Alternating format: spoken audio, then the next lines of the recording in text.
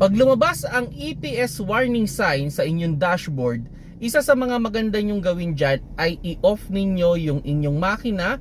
Maybe mga 5 to 10 minutes, baka nag-overheat lang ang EPS motor. Then, while naka-off yung makina, i-check mo na rin yung inyong battery terminal, baka maluwag lang.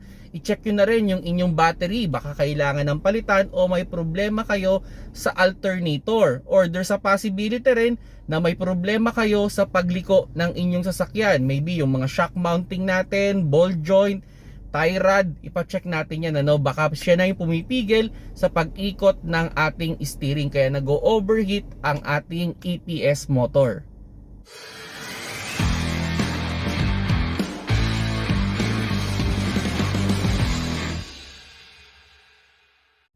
Hello mga paps, I'm Kuya Shane at may na-receive lang akong tag at yun nga daw nakailaw yung EPS sa kanyang dashboard at yun nga question niya sa atin ay kung ano daw ba yung mga posibleng problema. Okay, once na experience nyo yan, ang isang advice ko dyan is patayin nyo muna yung makina kasi minsan pag paulit-ulit tayo nagliliko-liko pwedeng mag-overheat yung ating EPS motor at nag-overheat siya. So ang effect nun, iilaw yun. Okay?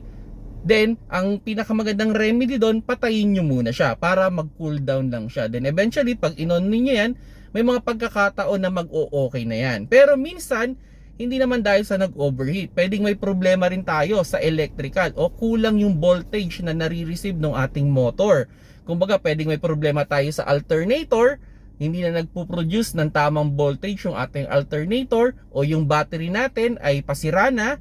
Okay, kung mga nasa 3 years na yung battery ninyo, maybe pag-isipan nyo ng palitan or maluwag lang yung battery terminal.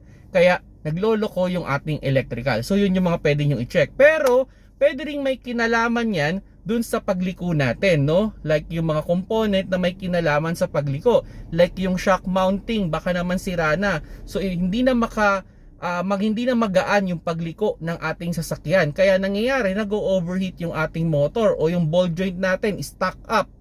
So yun, isa rin sa mga pwede nating i-check yan. Aside dun sa ating steering rack, tie rod, i-check natin yung mga buong component na yan. Baka may pumipigil sa pag-ikot ng ating gulong. Kaya nag-overheat ang ating EPS. So yun lang yung pinaka-tips ko sa inyo. Ako on experience, nung naranasan namin yan, biglang bumigat yung manubela. So ang ginawa lang is in-off lang yung makina, mga 5 to 10 minutes, then nag-okay na. Pero eventually, yung battery pala ay pasira na. So yun yung pinaka kailangan na palang palitan. Kumbaga, minsan that's the early sign na pasira na yung battery. Pero may mga instances nga na ang problema ay yung shock mounting. Yung shock mounting sira na, sobrang tigas na, kaya yung motor hirap nang iikot yung gulong. So yun mga paps, yan lang yung idea. Kung sakali mang magkaroon kayo ng problema sa EPS at umilaw sa inyong dashboard. Salamat sa panonood. Keep safe mga paps.